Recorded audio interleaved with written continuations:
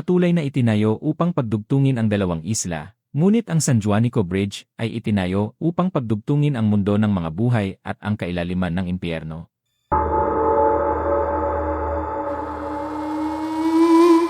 Sa gitna ng magandang tanawin ng Samar at Leyte, sa ilalim ng aspalto at naglalakihang haligi ng semento, ay may isang lihim na hindi kayang burahin ng panahon. Sinasabi ng mga matatanda na ang bawat matibay na haligi nito ay hindi lamang bakal at graba ang laman kundi ang mga buto at tuyong dugo ng mga batang kinuha sa dilim ng gabi bilang alay o padugo. Ang San Juanico Bridge ay kilala bilang isa sa pinakamahabang tulay sa Pilipinas, isang obra maestra na nagdudugtong sa Samar at Leyte. Pero sa likod ng ganda nito, may isang madilim na kwentong pilit ibinabaon sa limot. Ang tungkol sa White Lady na hindi lang basta nagpapakita, kundi nagbabantay sa mga pundasyon nito.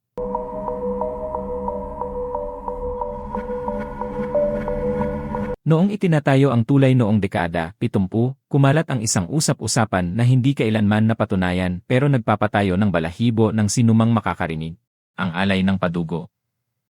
Sabi ng mga matatanda, upang tumibay ang mga haliging tulay sa gitna ng malakas na agos ng San Juanico Strait, kailangang mag-alay ng buhay. Daan-daang bata raw ang kinuha at ang kanilang dugo ay inihalo sa semento. Isa sa mga naging biktima, ayon sa alamat, ay isang dalagang nakasuot ng puti na aksidenteng nakasaksi sa karumal-dumal na ritual na ito. Upang patahimikin, isinama siya sa alay ng padugo at ibinaon ng buhay sa isa sa mga malalaking haligi ng tulay.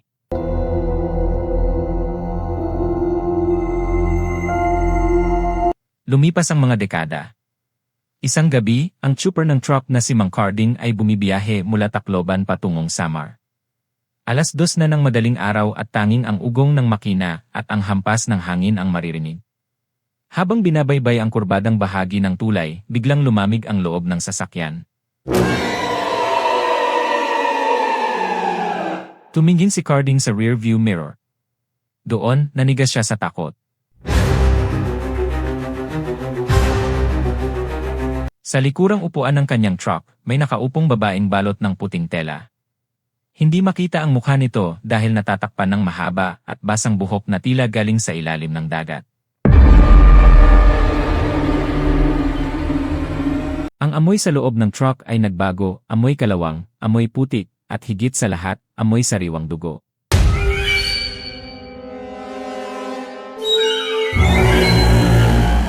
Huwag kang hinto.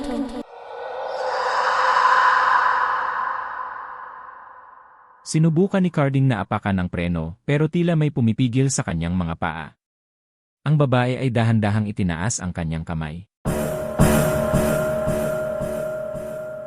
Ang kanyang mga kuko ay itim at ang balat ay maputlang-maputla, tila nababad sa tubig ng matagal na panahon.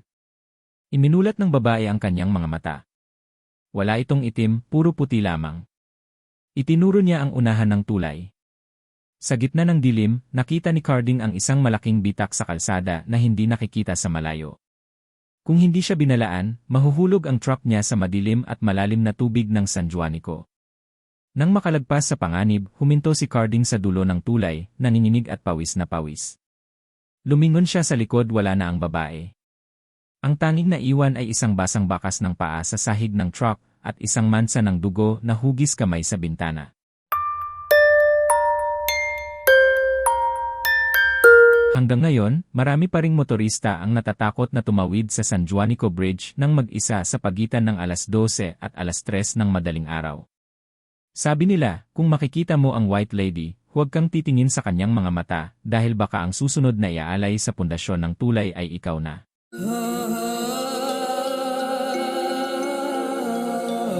Hindi nakaligtas si Mang Carding sa trauma.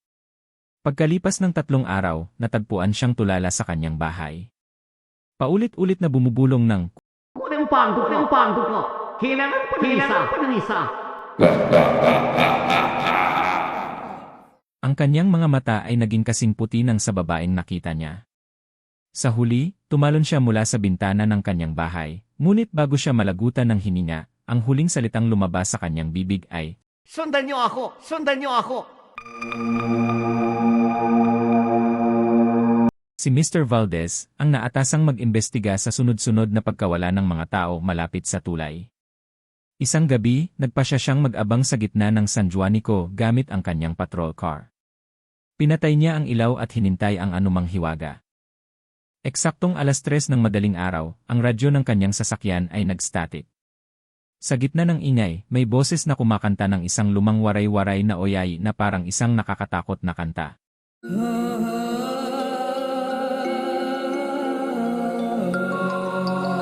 Malungkot, nakakakilabot, at tila galing sa ilalim ng tulay. Dahan-dahang tumingin si Valdez sa gilid ng tulay. Doon, nakakapit sa railings ang isang babaeng puti.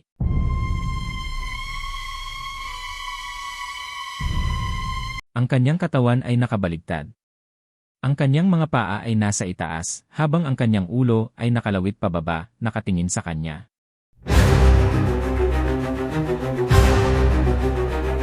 Hindi nakagalaw si Valdez. Nakita niya ang mukha ng White Lady ng malapitan. Hindi ito isang ordinaryong multo. Ang kanyang balat ay tila natutuklap at sa bawat patak ng kanyang luha, dugo ang lumalabas. Dahan-dahang bumukas ang bibig ng babae, at doon nakita ni Valdez ang libu-libong maliliit na kamay ng mga bata na lumalabas mula sa lalamunan nito. Sila ang mga batang naging alay ng padugo noong itinayo ang tulay. Sila ay naging bahagi at ang ng White Lady isang kolektibong kaluluwa ng mga biktima na hindi makahanap ng kapayapaan. Bumukas ang pinto ng patrol car ng kusa. Isang malamig na kamay ang humawak sa leg ni Valdez. Ikaw ba ang papalit sa akin? Kinabukasan, natagpuan ang patrol car sa gitna ng tulay. Bukas ang lahat ng pinto, umaandar pa ang makina, ngunit walang tao sa loob. Ang tanging nakita ng mga forensic team ay ang isang uniforme ng pulis na nakatupi ng maayos sa driver's seat, at sa loob nito ay may isang dakot ng basang semento at mga piraso ng buto ng bata. Sinasabing hanggang ngayon, ang White Lady ay hindi lang nagpapakita para manakot. Naghahanap siya ng kapalit. Kapag dumaan ka sa tulay at narinig mo ang isang bata na tumatawa o isang babaeng kumakanta, huwag kang lilingon. Dahil sa oras na lumingon ka, hindi mo na makikita ang dulo ng tulay.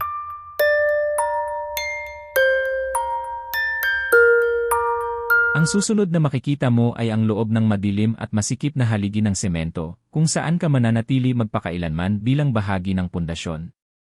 Kung ikaw ay bibiyahe sa Leyte o Samar, siguraduhing puno ang iyong sasakyan ng tao. Sabi ng mga lokal, ang White Lady ay pumipili lamang ng mga nag-iisa. Dahil mas madaling ibaon sa limot ang isang taong walang kasama. Matapos mawala si Mr. Valdez, ang San Juanico Bridge ay binalot ng isang kakaibang katahimikan. Ngunit isang gabi, isang grupo ng mga vlogger ang nagpasya na pasukin ang pinakadelikadong bahagi ng tulay. Ang maintenance walkway sa ilalim mismo ng kalsada, kung saan naroon ang mga higanteng bakal at semento. Dala ang kanilang mga kamera at flashlight, bumaba ang tatlong magkakaibigan.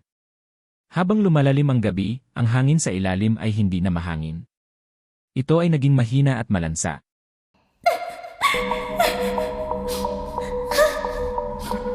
Naririnig niyo ba yon? Mula sa loob ng isa sa mga higanteng haligi, may narinig silang parang kumakalmot. Parang may kuko na pilit na kumakayod sa matigas na semento mula sa loob. Biglang namatay ang lahat ng kanilang flashlight. Sa gitna ng kadiliman, isang mahinang boses ng babae ang narinig nila, direkta sa kanilang mga tenga. Salamat sa pagbisita, kulang ang semento sa haligi ko. Nang bumukas muli ang isang ilaw, nakita nila ang White Lady. Ngunit hindi na siya mukhang tao. Ang kanyang puting damit ay hindi tela. Ito ay balat ng tao na pinagdugtong-dugtong. Ang kanyang mukha ay wala ng ilong o bibig, tanging isang malaking butas na punong-puno ng mga ngiping gawa sa durog na buto. Dahan-dahan siyang gumapang sa kisam ng walkway, parang isang dambuhalang gagamba. Ang bawat hakbang niya ay nag-iwan ng markang itim na likido na umuusok at amoy asupre. Isa sa mga vlogger ang nadulas at nasugatan. Ang dugo niya ay tumulo sa semento. Sa isang iglap, ang semento sa ilalim nila ay naging malambot na parang putik. Ang White Lady ay bumaba at hinawakan ang paa ng vlogger. Hindi siya hinila palayo.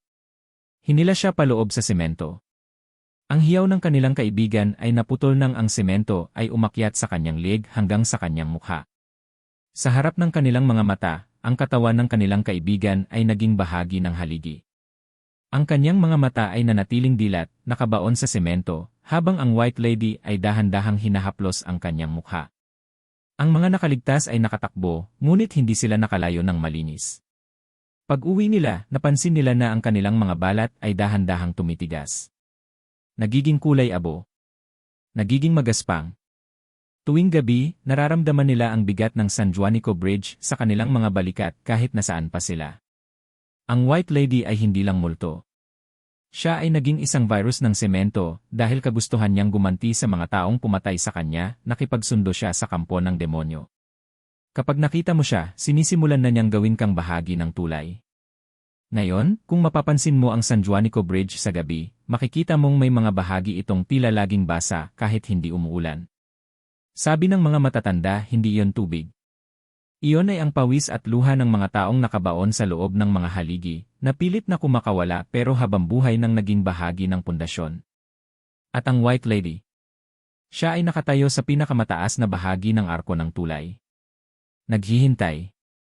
Nagbibilang. 10-11-12. Binibilang niya ang mga sasakyang dumadaan. At ang pang-13 sasakyan na dadaan na may isang pasahero. Iyon ang susunod niyang kukunin para itapal sa mga bitak ng lumang tulay.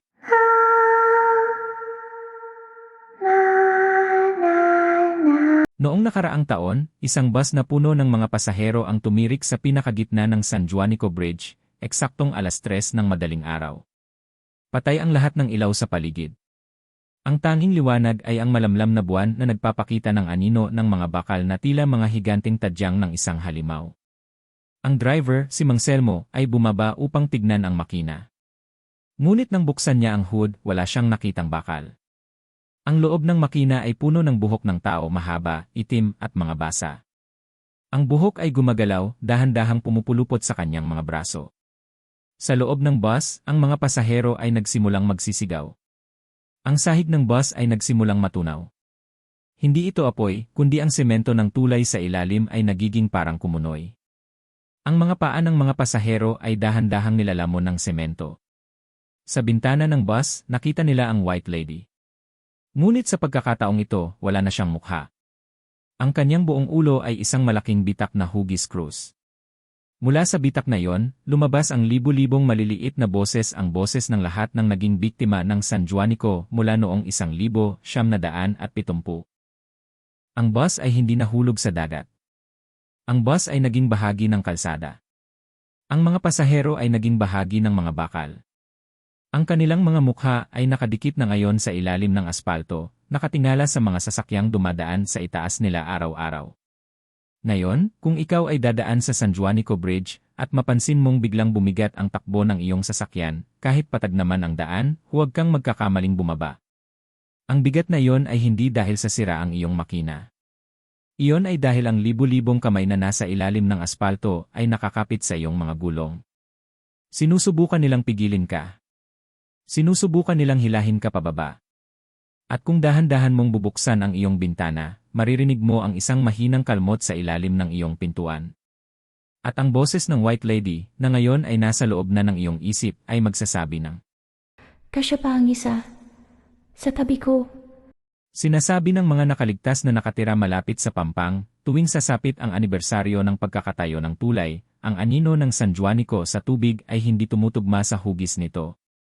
Ang anino sa tubig ay hugis ng isang nakahigang babae na dahan-dahang bumabangon. Kapag ang anino ng kanyang kamay ay tumama sa iyong anino, habang naglalakad ka sa tulay, tapos na ang kwento mo. Ikaw na ang susunod na pintura sa puting linyang naghahati sa gitna ng kalsada. Ang bawat dasal, bawat pagtawag sa pangalan ng itaas, ay nagsisilbing liwanag na nagtataboy sa itim na mahika ng padugo. Ang rosaryong nakasabit sa iyong salamin o ang krus na hawak mo ay hindi lamang palamuti, ito ang iyong kalasad. Sa oras na maramdaman mo ang kanyang malamig na kamay, ipikit ang iyong mga mata at magdasal ng taimtim. Walang maligno o sumpang mas malakas pa sa isang kaluluwang nananalig sa Diyos. Ang biyahe ay hindi lamang tungkol sa destinasyon, kundi tungkol sa proteksyong dala mo sa iyong puso. Huwag kalimutang mag-antanda ng krus bago tumawid, dahil ang panalangin ang tanging tulay na magliligtas sa iyo mula sa kabilang buhay.